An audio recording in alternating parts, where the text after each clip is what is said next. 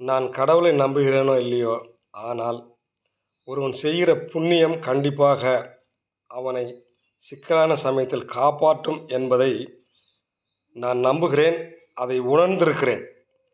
நான் இன்று உங்கள் முன் பேசிக்கொண்டு இருக்கிறேன் என்றால், நான் செய்த புண்ணியம்தான் என்னை காப்பாற்றியிருக்கிறது. நான் செய்த புண்ணியம் மட்டுமல்ல, என் அப்பா பல காரியங்கள் செய்திருக்கிறார்.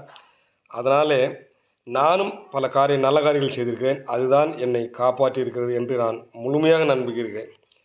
கடவுள் காப்பாற்றுவார் அப்படின்னு நீங்கள் சொன்னால் கூட, கடவுள் 2ஆம் பட்சம்தான். எப்படி சாதம் தான் மெயின், அதில் காய் வச்சுக்கிறது வைக்காது உங்கள் இஷ்டம். ஆனால் வயிற்று பசிக்கு சாதம் கண்டிப்பாக சாப்பிட்டாகணும். ஆனால் காய்கறி அது இருக்குன்னா அது சாப்பிடணுன்னு அவசியம் இல்லை. அது மாதிரி தான் அந்த கடவுள் நம்பிக்கை அந்த காய்கறி மாதிரி. ஆனால் எனக்கு இந்த நாம் செய்கிற அந்த தொழிலில் கிடைக்கிற புண்ணியம் அது நான் அந்த அந்த சாதமாக சோறாக நினச்சிக்கிட்டு இருக்கேன்.